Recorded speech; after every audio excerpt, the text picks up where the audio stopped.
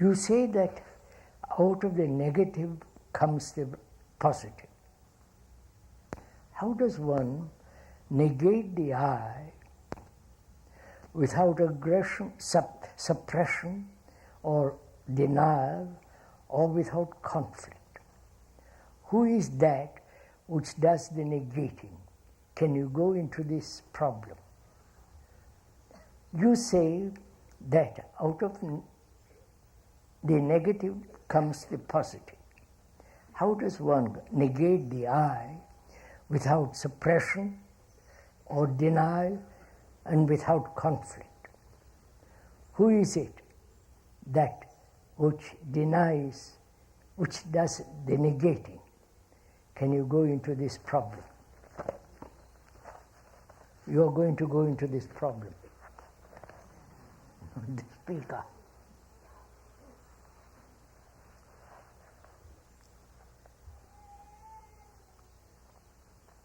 What is positive action and what is negative action? The positive action is, I must do that. I will do that. This is right.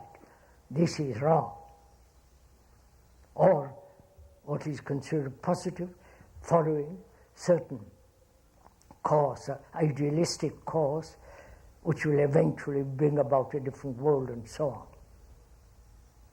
The positive action, positive thinking, as the evangelists and others propagate, positive thinking. And what is negative thinking?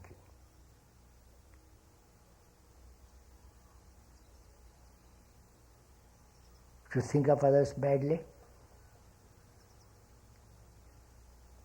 I don't know what negative thinking is, really. Thinking in itself is negative, but doesn't matter, we'll go into it.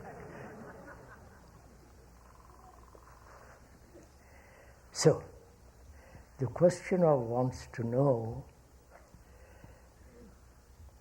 whether the self, the essence of selfishness, the self-centered activity, can be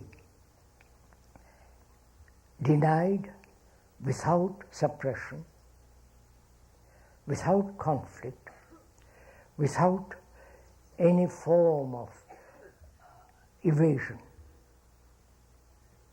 That's the question. We are not saying that you must negate the I. How can you negate the I? And who is it, as the questioner says, who negates or asserts? When you say, I am, who is it that says, I am, aggressively? And who is it that says, I am not? Both the positive and the negative. Who is it? Go on, sir.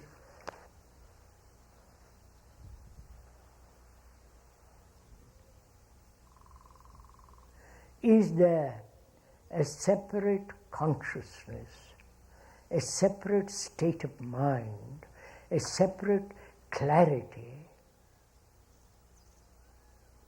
in our consciousness? You follow what my question? Is there some element of clarity in this messy, confused consciousness? Messy, conflicting, aggressive, fear, conscious, there are fears, faith, beliefs, superstitions, and all that, in that confusion, which is our consciousness, is there a spot of clarity, which then can say, I will direct, I won't suppress, I will change this whole confusion. You understand my question? Is there?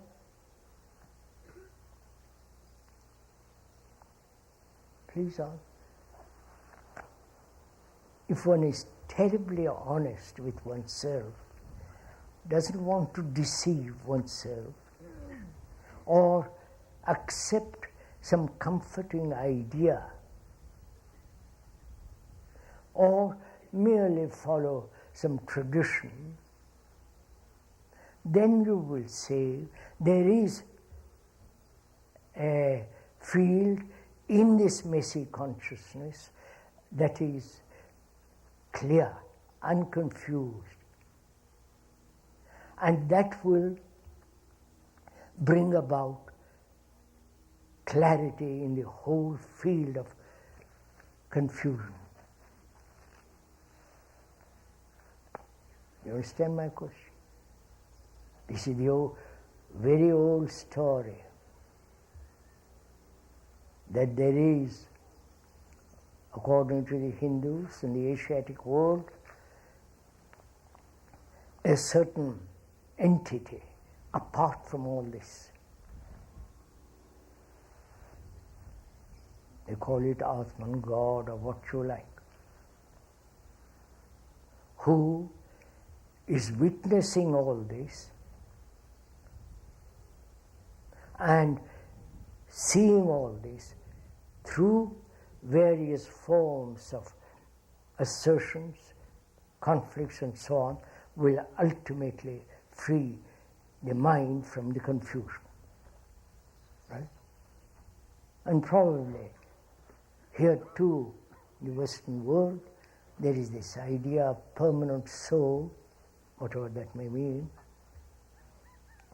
who is gradually asserting himself and will ultimately go to heaven. Right? These are all very comforting, utilitarian theories.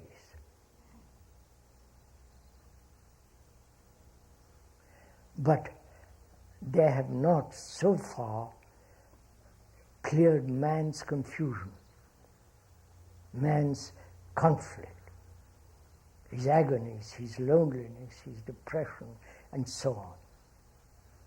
So, why not try, when you're all so practical in the West, and the East is also trying to copy you by becoming very practical,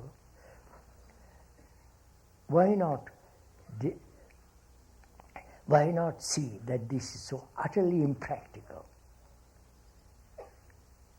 The God within you, or the soul within you, or the clarity within you, which will wipe away this confusion so easily.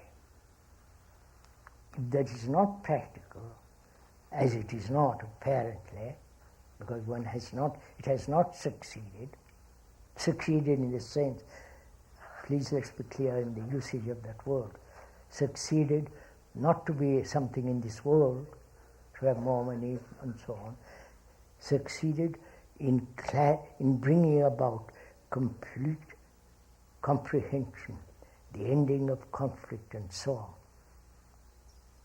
As it is not, let's look at it differently. That means one must deny this, negate this.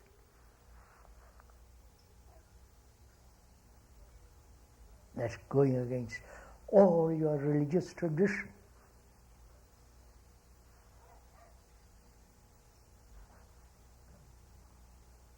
The Bible, the soul. You understand what I'm saying? Negating all that. Then, if you do, then you can look at it differently. But if you have slight attachment to all that,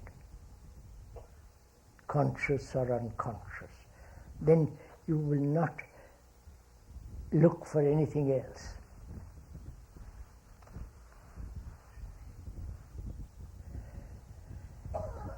So, first of all, what is the self, the I?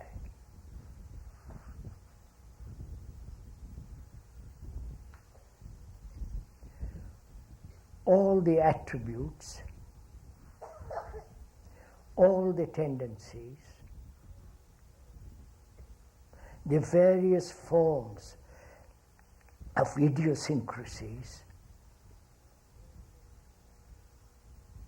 various beliefs,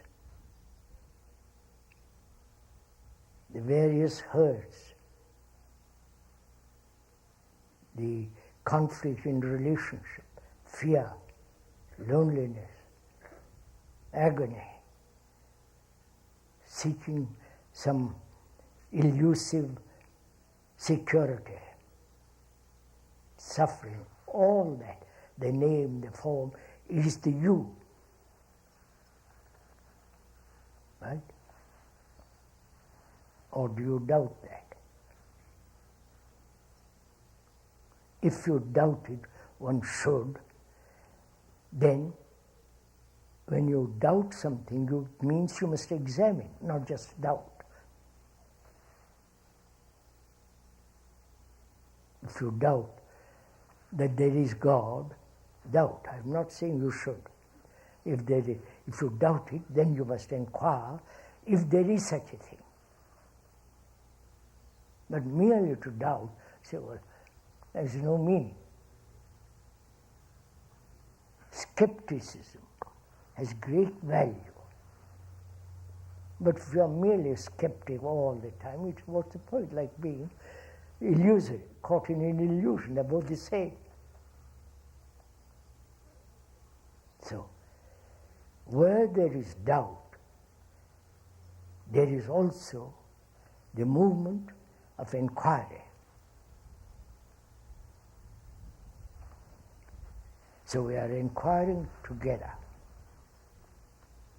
This I, this separatist activity, so-called individual, which is the essence of the I, and the questioner wants to know how to negate that. The very whole activity of me, my possessions, my qualities, my aggression, the whole of that,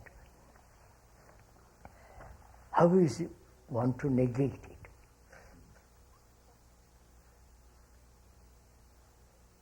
Now, the question asks that, how to negate it. Then he goes on to ask, who is it that negates? You follow? First he said, tell me how to negate it. Then he says, who is it that negates? You follow? I want you to understand this. So, we are not negating it. We are trying to find out what it has done in the world first, this self-centered, egotistic activity, what it has done in the world, and see the reality of it, the actuality of it. And then inquire, who is it that is acting all the time from the center? You understand my question? It's not that we are negating the self, but that the activity of the self in the world,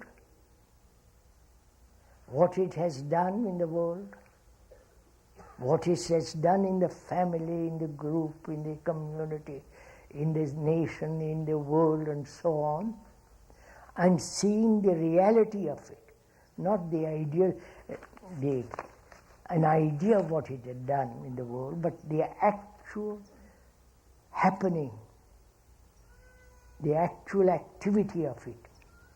And from there, which is our criteria, from there inquire if that self, which is creating such mischief in the world, can that self be looked at? You follow? Then we inquire, what is it that is looking at the self? It's the same question put differently. So, first, what has it done in the world? I don't have answered that question, obviously. It has separated itself into nations, into communities, into various forms of social divisions. It has divided itself from the rest of the community, society, world as the family, and from the family, the me, my aggression, my happiness, my pursuit, and so on, so on, so on.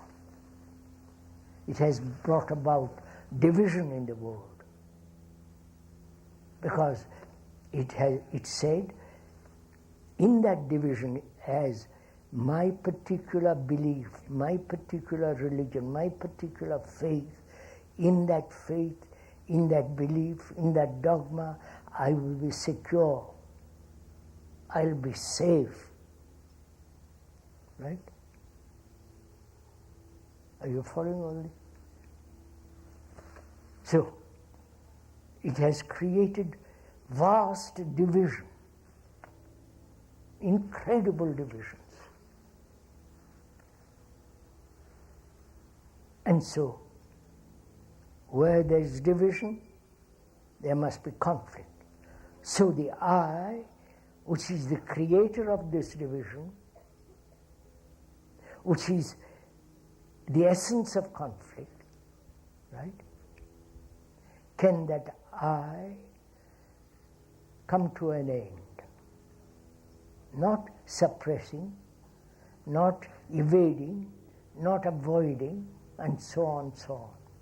Can that I, which has done all this mischief, all these terrible things in the world,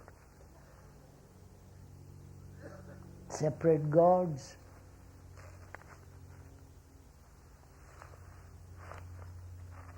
it has brought about million wars, thousands of wars. Is that a fact? For you, not for me. Is that a fact? Or is it an exaggeration?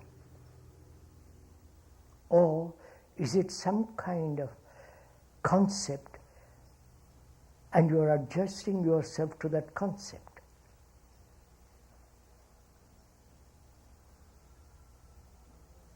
That is, we think war is cruel and therefore the I must be, you follow? First conceive an idea and then adjust ourselves to that idea. We are saying, observe what is happening in the world without bias, without any partiality. And you see what the I, the so-called individual expansion, the individual aggression, the individual success, and so on, so on, what it has done in the world. If you are very clear on that point, then we say now, seeing what cruelties, bestiality is brought about in the world, can this movement which is the me, can this movement ever stop or radically change? When you have put that question to yourself, then who is it that is to bring about a change? The questioner says that. Who is it that will end this self-centered activity, right? That's the questioner, or the questioner is saying. That is, we have to go much deeper into that, which is there a difference from the observer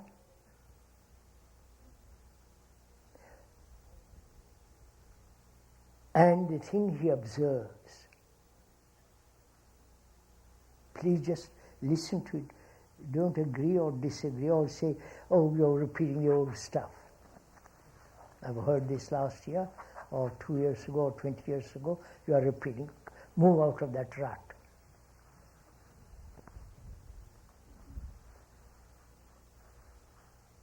We'll move out of that rut.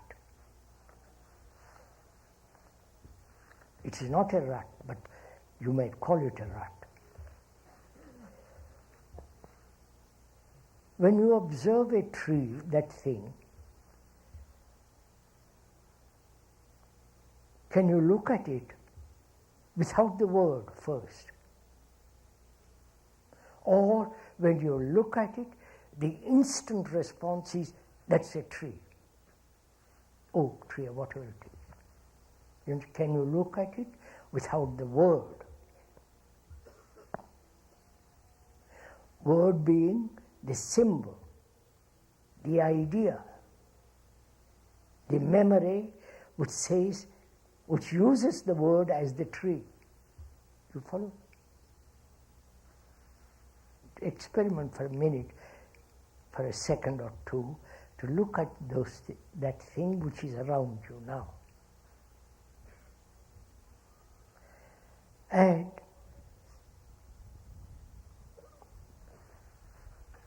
when you so look without the word, which is because word, we are caught in a network of words. I don't know if one realizes that.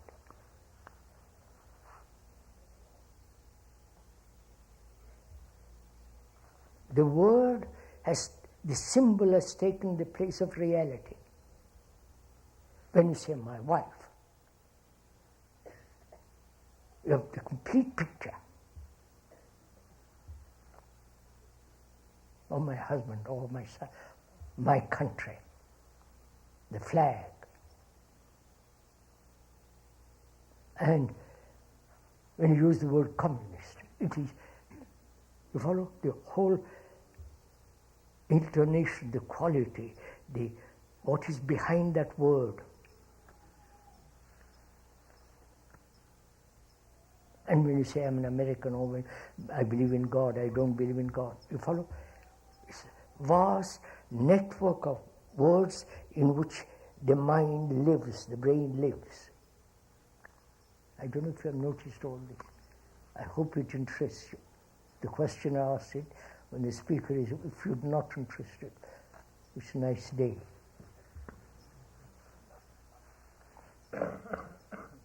Does one realize that? That one can never look at a thing, living thing, or a dead thing, or a thing that is moving. Always with a word. To look at a river, at the flowing water,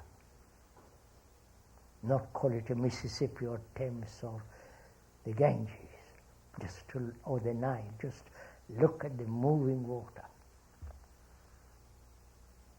It has quite a different quality.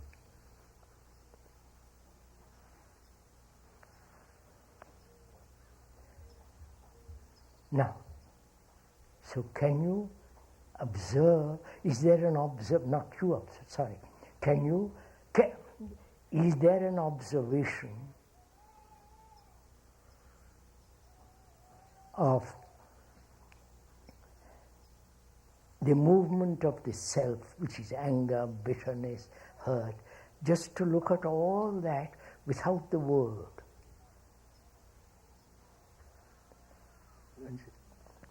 Are you following all this? The word is the past, right?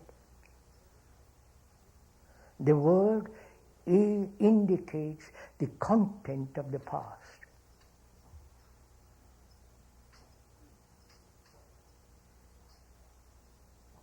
My wife, I'm taking ordinary example, my wife.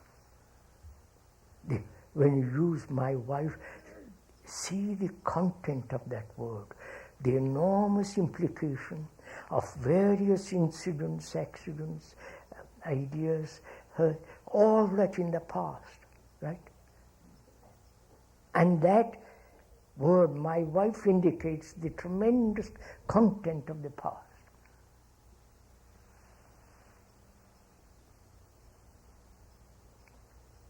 But can you look at the woman or the man without the past to look at her? Go on, sit, do it, don't listen to it. It's no point in listening to it if you're not applying, if you're not doing it.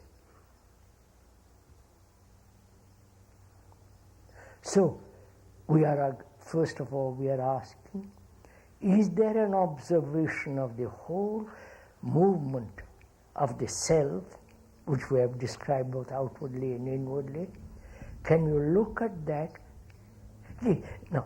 Is there an observation of that without the past? You get it? Do you understand what I'm talking about? Look, I've lived 80 years or more. 87 years. A man who has lived 87 years has collected lots of experience, lots of ideas, met lots of people. There are all these past memories throbbing away.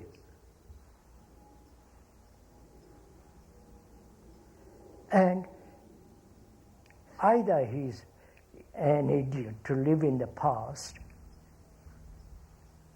or memory with this person being very, very, very, very selective, and not live in the past, but watch things are happening. To observe without the observer, which is the past. Have I making clear? To observe. To observe one's reactions.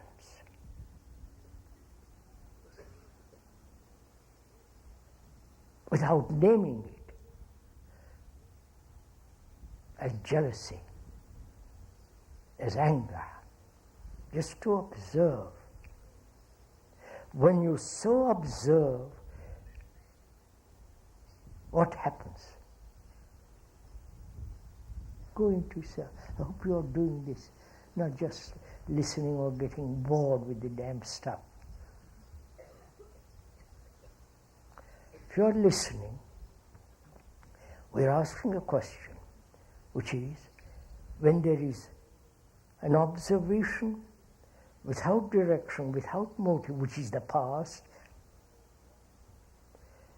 what happens? Now, to find out what happens, actually, you must inquire what takes place when you are directing it, when you are remembering it, your reactions, or giving direction to your reactions. That is, there is a separation between the observer and the observed. Then there is a division and hence a conflict. I must not do this, I must do that. This is right, this is wrong. I say this is right according to my motive, and so on, so on, so on. So when I see, when there is an observation that where there is division, there must inevitably be conflict, outwardly and psychologically. That is absolute fact. When I call myself British or American, and I'm willing to follow the whole thing, you're right in front of you. You're willing to destroy thousands of people, spend enormous sums of money to do something which your national pride or some nonsense dictates. So, can this conflict in the human mind, which is your mind, it's not my mind, human mind, which is in constant travail, constant conflict, we are inquiring if whether that conflict can end. It can end only completely when the observer is not, only observation is. Is the thinker different from thought? Look at it. Is the thinker, right, different from the thought which he has created? The thinker says, I'm a Catholic, Protestant, Hindu, I'm a Democrat, totalitarian, whatever it is. Thinker says that. But the thinker has created the Democrat, the Republican, the left, far right, far center, and so on. The thinker has done that. And is the thinker different from his thoughts? Oh, come on, sir, this is so simple. Obviously not. But we have divided it. Right? So look at another question. Is the experiencer different from experience? This is now you. I'm glad. Now you're caught. We all want experiences. Going to the moon, experience of God, experience of a dozen kinds of sex, experience of going to the Himalayas and climbing the Everest. You follow experiences. Now we're asking, is the experiencer different from his experience?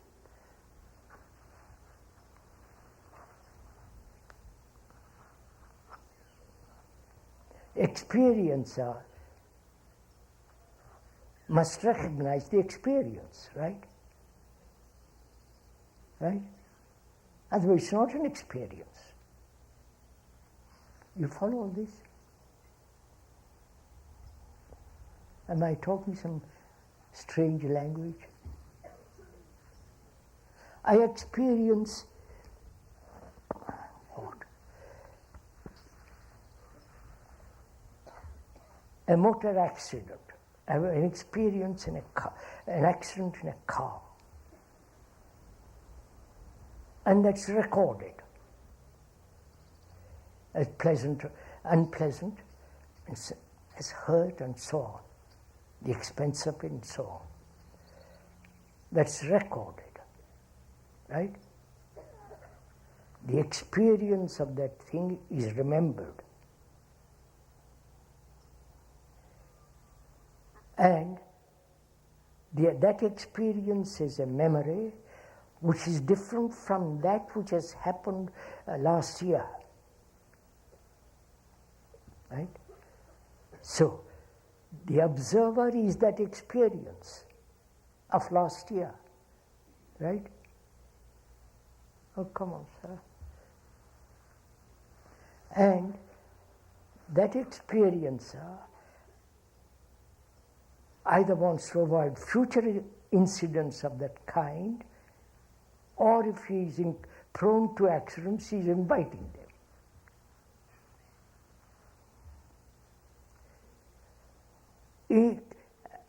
We are asking, is the experiencer different from the experience? Of course not. I've invented God, and I'm going to experience that marvelous state, right? I have visions of, if you're a Christian Virgin Mary, if I was Buddhist, I have an experience of various types of Buddhist consciousness, or if I'm a Hindu, you follow? Being conditioned to a particular tradition, which is the past, I experience that. Oh, come on, sir. I have projected that and I experienced that. So the experiencer is the experience. And if there is no experience, what is the state of mind? Do you understand all these questions? We're all wanting experiences. And when one actually goes into it very, very deeply, experience, we hope, will bring about more knowledge, more clarity, more this and more that. But the experiencer is the experience. Therefore, the mind is no longer seeking any experience.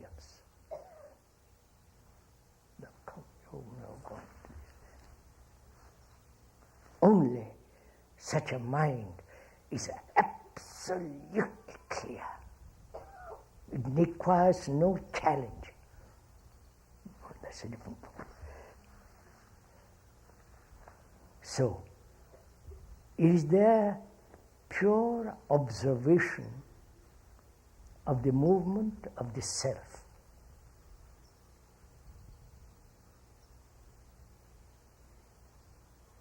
Because in that, the self is not different from the observer. There is only observation. Without the past accumulated memories interfering with observation. When the past memories and accumulated knowledge interfere, then there is wastage of energy. I don't know if you're following all this. Wastage of energy in conflict, in denying, in suppressing, in arguing, why should I, rationalizing the whole business, which is a form of conflict. Now, that's a wastage of energy. Whereas, when there is observation without the past, there is all energy is brought into being, all energy comes in that observation, which dispels that which is observed. It's up to you. I've said it 10 different ways. So there is no conflict with the self, or denial of the self, or suppression of the self. It is the clarity of observation, which is the greatest form of intelligence.